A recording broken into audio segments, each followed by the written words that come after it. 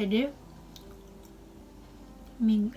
beberapa hari yang lalu aku tuh kan bikin story pengen sharing tentang pengalaman hamil. Terus kan ada tuh yang fitur Instagram pengen atau enggak kayak gitu kan.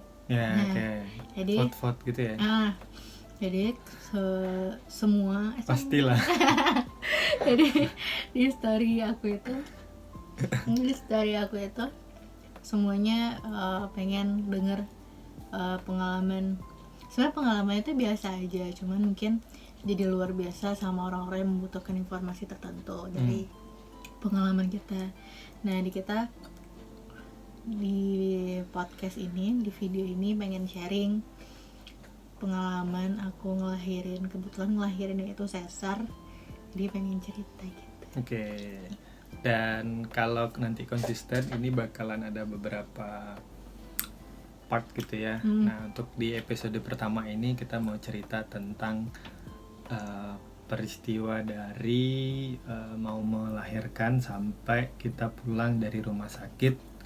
Kurang lebih time waktunya mungkin ada sekitar 3-4 hari di dalam kronologi ceritanya nanti. Gitu ya. Oke, kita mulai dari mana nih? Jadi aku itu ngelahirin tanggal 17 Januari 2021. Ya. Nah, sebenarnya HPL itu hari perkiraan lahirnya tanggal 2 Februari. Nah, ada satu hal yang bikin akhirannya dimajuin. Iya. Apakah itu? Jadi aku itu tanggal 17 Januari 2 hari sebelum itu aku ngerasain demam. Nah, demam itu yang agak beda rasanya dibandingin demam-demam sebelumnya, karena memang aku tuh kan dengan percaya diri aku bisa menyatakan bahwa aku adalah orang yang toleransi tinggi terhadap rasa sakit. Jadi demam ini adalah hal yang nggak bisa aku toleransi lagi nih gitu. Jadi beberapa hari sebelumnya aku tuh ngerasain sakit daerah punggung ya, daerah punggung sampai itu luar biasa tuh. Sampai begadang harus mijitnya. Luar biasa itu berulang-ulang gitu, nggak hanya satu malam, nggak tidur semuanya tuh, dianya. punggung, kaki, tangan, ganti-gantian dari mulai malam sampai pagi gitu ya. Kadang ketiduran juga malam itu, maksudnya ketika lagi demam waktu itu ketiduran.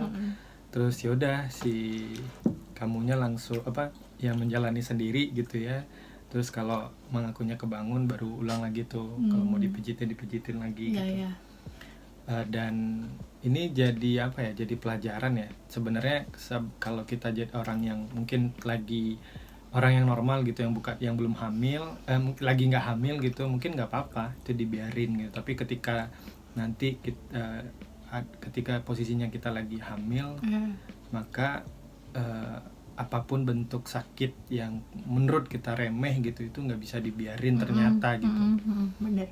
Karena pelajarannya waktu kita langsung hari Sabtu, kurang lebih Sabtu dini hari jam 3-an gitu, jam 3:30 kita setengah 4 pagi kita berangkat. Ini hari Sabtu dini hari, iya kan ya? Iya. Ya, Sabtu dini hari berangkat ke rumah sakit, ke IGD langsung. Terus ternyata dari IGD-nya katanya ini nggak masuk ke dalam kategori gawat darurat. Iya. Karena ya demam aja. Gitu. Karena ini ibunya emang demam aja gitu. Alhamdulillah, mungkin kondisinya waktu itu emang tidak segitunya, tapi itu versi IGD. Nah, versi IGD dengan versi bidan ataupun dokter kandungan itu bisa jadi akan berbeda gitu, karena sudut pandangnya juga beda. Baru terus pulang, rencananya sih habis subuh nanti balik subuh ke puskesmas gitu. Puskesmas dicek ya. Akunya bandel, nggak mau ke puskesmas. Kamunya nggak mau gitu kan. Itu kenapa emangnya? Karena memang ke rumah sakit itu buat jalan kaki itu butuh perjuangan, dan aku ngerasa waktu itu kan karena kita nggak dapat hasil kan dari IGD rumah sakit, nggak dapat hasil, kita benar-benar pulang dengan tangan kosong. Kita pergi subuh terus balik dari IGD itu nggak ada obat, nggak ada advice dari perawatnya, benar-benar tangan kosong gitu.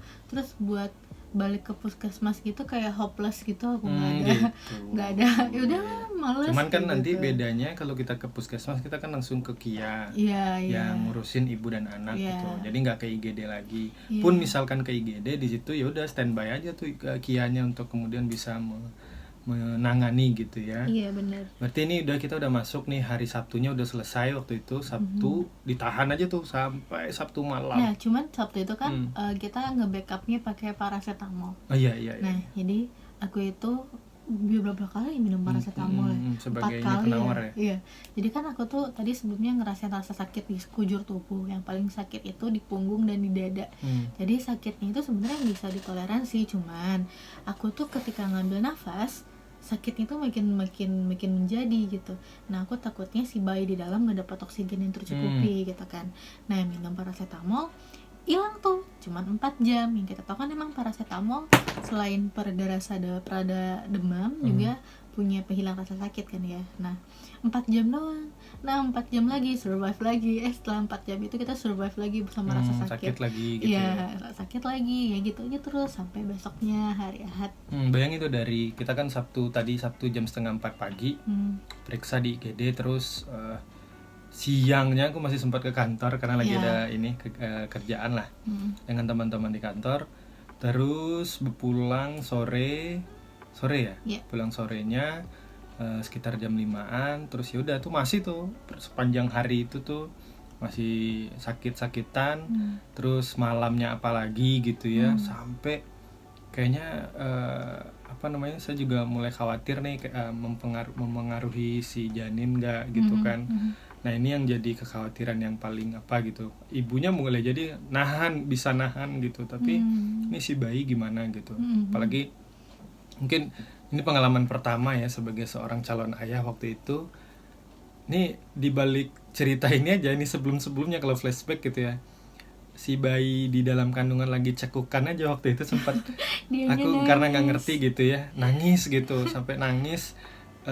Nangis itu sebenarnya ngebayangin si bayi yang kecil itu di dalam perut dia lagi kesal gitu ya karena cekukan. Karena kan kalau kita orang dewasa gitu itu karena kan agak kesal gitu kan. Dianya agak unik, si Abinya unik karena dia cekukan bisa 3 hari tanpa berhenti. Itu jadi dan itu mengesalkan sekali pengalaman jadi cekukan sepanjang hari itu gitu. Tapi ternyata setelah di googling, searching di internet, oh ternyata itu tuh hal yang biasa.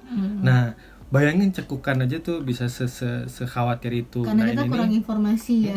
Gitu. Nah, akhirnya apalagi pengalaman sebelumnya yang kurang menyenangkan juga di bulan 9 bulannya gitu ya. Mungkin itu dicerita di part lain nanti. Cerita menarik juga tuh mungkin untuk di-share. Aku hitung kalau nggak salah totalnya kita tuh dari awal hamil sampai melahirkan tuh lebih dari 4 kali ke IGD. Iya, ke IGD ya. Ke rumah sakit juga lebih dari itu berarti gitu. Lebih banget. Nah gitu. Jadi lanjut berarti Sabtu malamnya balik lagi tuh mijitin, kemudian ngurut, pakai counterpen, pakai obat paracetamol masih lanjut, macam-macam lah. Nah. Dan aku tuh demamnya kan kita gemeteran ya, biasanya demam kan gemeteran. Diselimutin aku kepanasan. Nah, iya, serba salah juga ya. Karena dulu memang di Padang ya ini karena di rumah kita cukup panas lingkungannya, jadi memang udaranya panas, memang harus pakai kipas angin memang gitu. Cuman kalau pakai kipas angin yang sakit itu kan nggak bagus juga kan, kena angin gitu.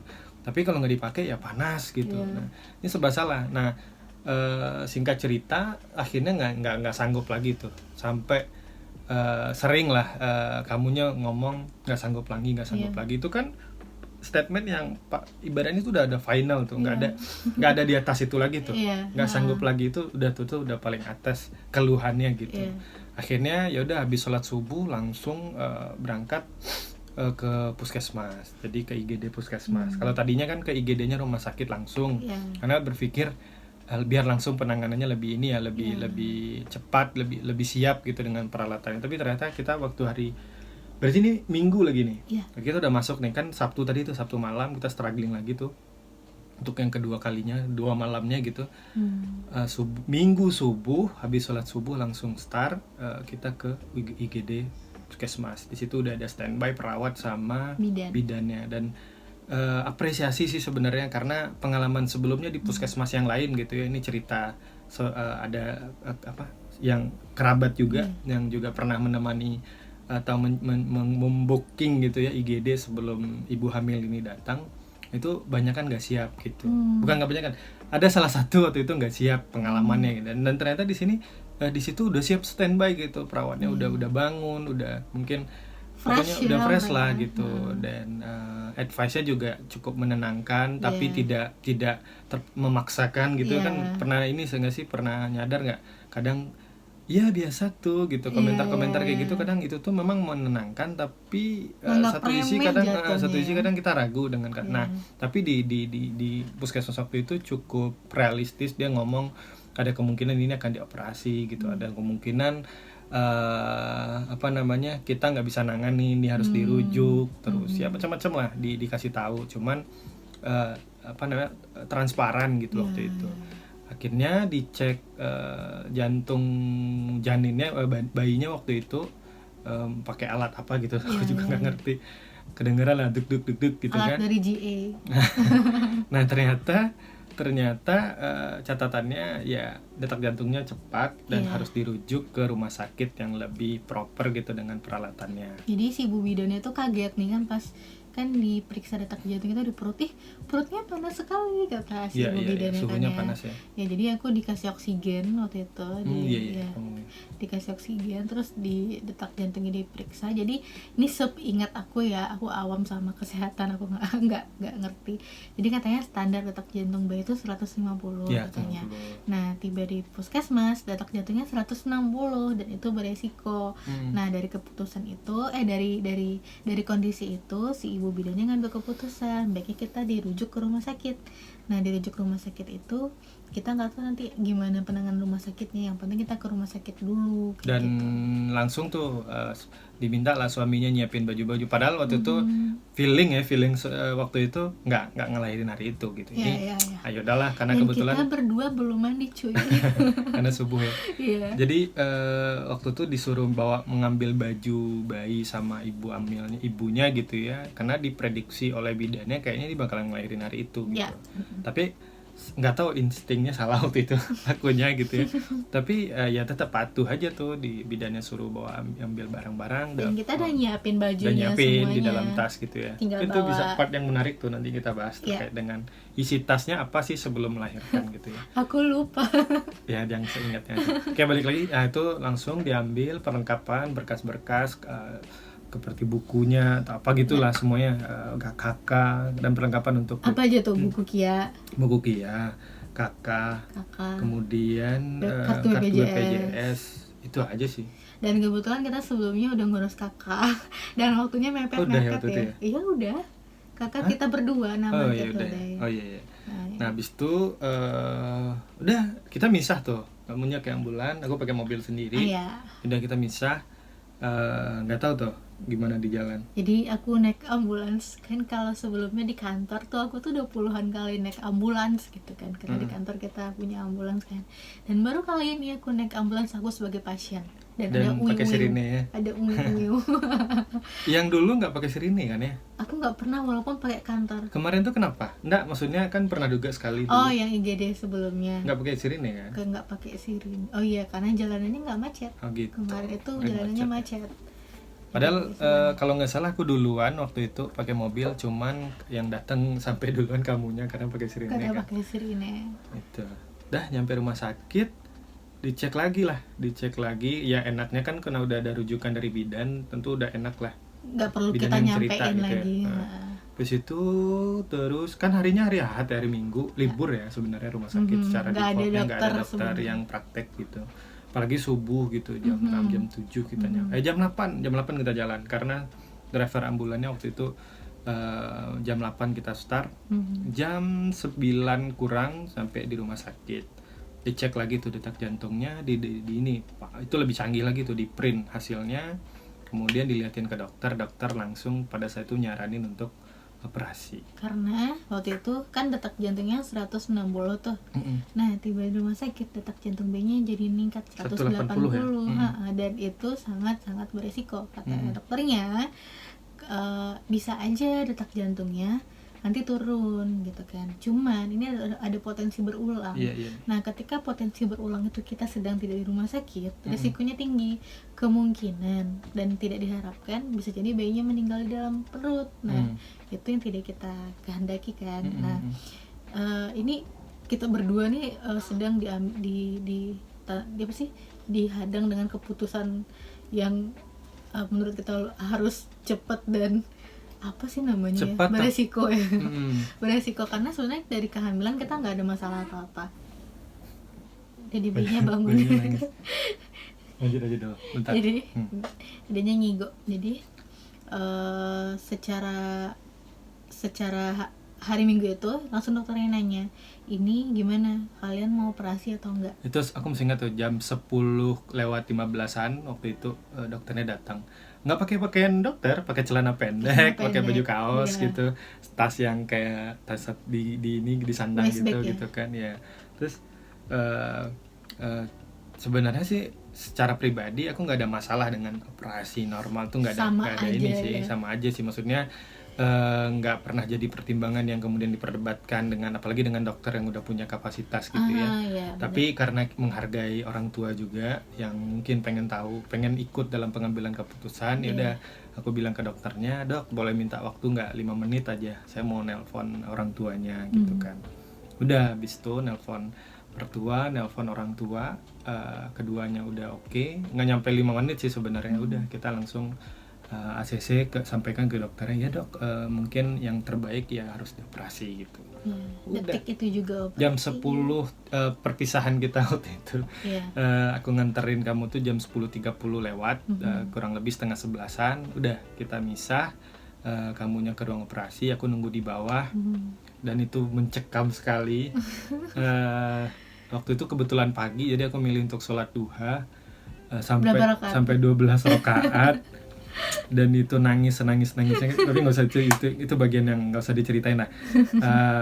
Pokoknya cukup mencekam. Terus nungguin sambil tilawah Quran waktu itu, ya pokoknya apa yang inilah, keluarga pada datang ya. Keluarga pada datang, terus ya udah kita diam-diaman aja sebenarnya, diam-diaman lagi cemas gitu kan. Suasananya mencekam sekali lah, emang kayak di film-film gitu kan. Cuman aku nggak bisa ngelihat ke atas gitu. Kayaknya di lantai 3 ya, enggak? Lantai 3 ya operasinya. Aku nunggu di lantai bawah gitu, dekat parkiran. Udah jam 10:50-an atau jam 11 lewat, jam 11 lewat. Datanglah perawatnya. Waktu itu aku lagi nggak di posisi di depan. Biasanya kan duduk para suami situ lah kan. Aku nggak di situ, tapi ditelepon akhirnya, Pak anaknya udah lahir gitu. Udah lahir, langsung ke dalam. Terus kata perawatnya ambil wudhu, habis wudhu. Benar udah wudhu sih waktu itu, cuman ya udah biar segar lagi. Habis itu ngazanin. Habis diazanin, udah kita ditinggal bayinya di dalam inkubator. Waktu itu. Terus selang berapa jam aku nunggu di luar, nggak tahu apa, maksudnya sampai googling berapa jam ketemu istri setelah operasi gitu. Dan di YouTube rata-rata ada 4 jam, 5 jam, 6 jam gitu, macam-macam sih. Udah ya, berarti yang paling cepat tuh dijadikan patokan. Tidurnya miring dong. 4 jam. Tidurnya miring dong. Oke. Belum umurnya tidur miring. Apa sih, nggak usah dikat. Oke. Apa lagi tadi? Ya sampai nggak ketemu tuh jam 12 sampai jam berapa aku lupa. Jam 3 ya? Jam 3 kita mulai ketemu lagi. Habis itu kan mau sholat ya habis itu. Menjelang asar ya waktu itu ya. Kamunya datang duluan, tapi si Zaidannya, bayinya belum, masih di kamar bayi, di ruang rawat bayi. Terus selang sejam ada sih, 2 jam, sejam 2 jaman baru diantar bayinya dari ruang bayi ke ruang rawat ibunya. Udah itu hari Ahad siang, sore, Minggu sore. Nah menariknya karena waktu itu sebenarnya di kamar itu kita 2 orang, apa namanya bednya gitu ya. Belum, kita pindah dulu. Itu nggak usah lah, Nak. Oh, Langsung nggak aja usah. lah. Tapi harus perlu nih, ya. karena kenyamanan ibu Oh hamil iya, iya. kan. Ya waktu itu kita di kelas itu sebenarnya rame gitu, ada 5 bed, ada 5 bed waktu itu di ruangan. Enggak, 4 bed. Depan kita 3 bukan? 2. Oh, 2. 4 bed waktu itu dan cukup panas, AC-nya cuma 1. Pokoknya Itu nggak kelas nyaman, 2. nggak nyaman lah waktu itu. Bagi Bukan nggak nyaman, pengguna kurang BPJS nyaman ya. sih. Iya. Bagi pengguna BPJS yang kelas 2 gitu. Nah, kalau kalian pengen pindah gitu, ini tips juga ya. Akhirnya iseng tuh nanya kepada perawatnya atau administrasinya, bisa nggak kita pindah kelas ke kelas 1 biar lebih ini aja sih, lebih nyaman aja waktu itu. Karena ini anak pertama mungkin ya, jadi excitednya beda. Kayaknya uang kecil aja. Ternyata kena 1.400.000. Sebenarnya 1.000.000 itu, 4.000 tuh kayaknya admin tuh. Jadi 1.400.000 Jadi dulu untuk tuh pindah kelas. kita kan pernah dirawat di rumah sakit yang sama. Kelas 3 bahkan. Kelas 3 kan. Nah, kita tuh nyaman-nyaman aja. Tapi jatuhnya kan kita Karena waktu punya itu belum punya bayi. Kita berdua masih doang. rawat inap, ibunya nggak bisa Iya. makan aja waktu itu kan. Nah, waktu itu masih mikir kayaknya nggak apa-apa deh kita kelas 2 yang rame-rame, ke kelas 1 nanti takutnya kita suntuk atau apa. Dan kalian salah sekali Nah, karena ini 21 menit ya, kita maksimal 30 menit. Oke, jadi sebenarnya kan nanti ibu hamil itu ada fase dimana dia namanya baby blues kan.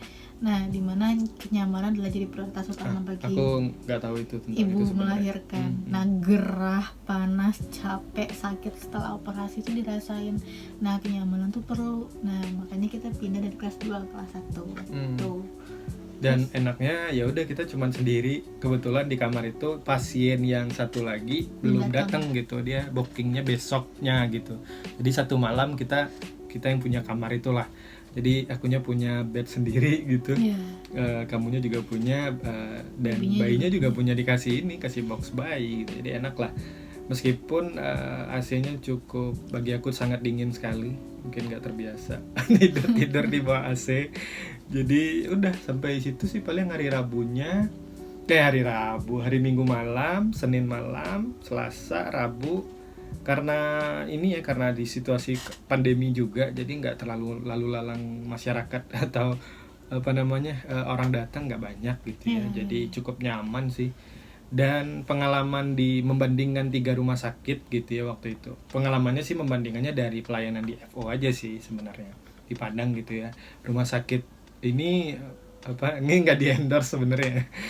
Di Rumah Sakit Mutiara Bunda itu sih bagi aku sih sudah sangat-sangat bagus ya pelayanannya, ramahnya, kemudian menghargainya kita ketika kita panik dan seterusnya gitu. Dan meskipun secara fasilitas mungkin so-so lah gitu ya, tapi kalau aku sih lebih perhatian kepada human di situ, layanan orang-orang di situ gitu. Ketimbang sarana fisik gitu.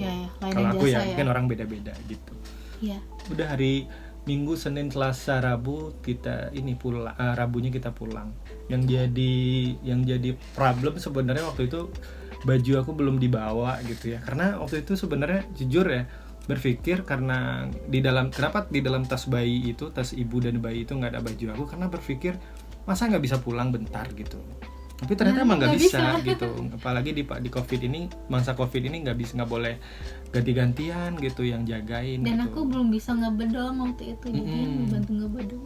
Ya emang nggak bisa ini Pak. Jadi ya udah itu evaluasi aja sih, mungkin nanti kalau udah punya anak lagi gitu ya, harus bawa baju di tas bayi dan tas ibunya gitu buat standby, biar kita nggak perlu pulang gitu.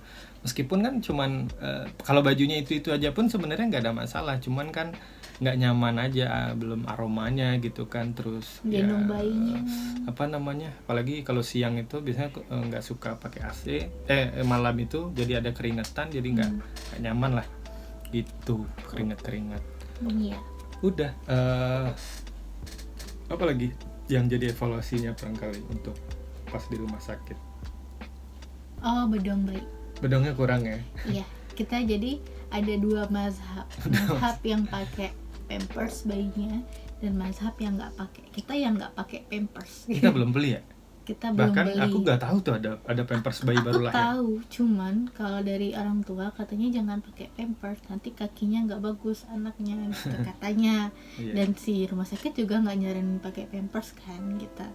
Jadi ya udah, dia pipis berapa kali semalam kita ganti terus. Nah kita ganti bedongnya, kita ganti juga dong. Nah bedongnya kita nggak cukup, belilah bedong. Gitu. Iya. Apalagi ya? Mungkin nggak evaluasi sih, lebih kepada hal bang baru bagi aku tuh. Salah satunya adalah bawa kasur ya. Jadi ternyata itu sangat membantu gitu, apalagi kita yang pendampingnya harus tidur di situ. Bayangin kemarin tuh nggak ada kasur ya, kita tidur di kursi, kemudian ya kayak di film-film apa, dia bawa si istrinya kemudian pegangan tangan ketika istrinya gitu, sayang gitu kan, lagi sambil duduk suaminya gitu. Kondisinya. Tapi karena bawa kasur yang bisa digulung itu ya enak sih tidur akhirnya gitu. Dan sebenarnya kan bukan berarti nggak pengen yang kayak gitu juga berkorban, enggak. Ini kan ya perihal tidur ya, kalau bisa senyaman mungkin biar besok lebih fresh. Itu kan poin-poin yang baik juga di esokan harinya gitu. Iya benar.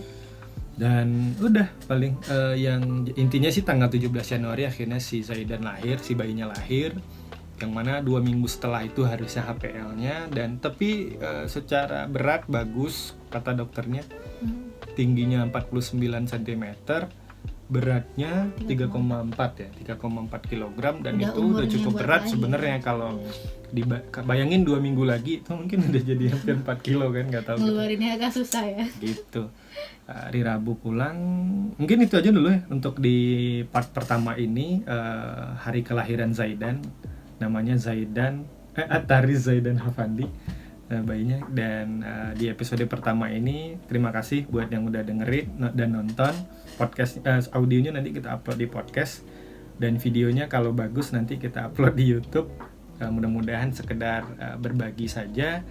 Dan mohon doanya semoga Zaidan menjadi anak yang soleh kelak, menjadi anak yang membanggakan orang tuanya, membanggakan orang-orang di sekitarnya, dan menjadi anak yang berbakti. Amin. Dan yang baik-baik lah semuanya. Amin. Oke, dari gue cukup sih. Nah, nanti di episode selanjutnya kita ngulik-ngulik lagi apa rasanya operasi. Menarik tuh kayaknya. Ya nanti episode selanjutnya secepatnya kita buat. Oke, nggak jadi nyampe 30 menit ya. Oke, lewat. Kurang masalahnya, 3 masuk baru 27. Ya nggak apa-apa ya. Oke, terima kasih sekali lagi. Kalau ada kata-kata yang salah mohon maaf. Dan Oh iya, enggak. Puskesmas kita itu di air dingin. Air dingin. Rumah sakitnya Muntara Bintang. Oke, sekali lagi terima kasih. Mohon maaf. Assalamualaikum warahmatullahi wabarakatuh. Bye-bye.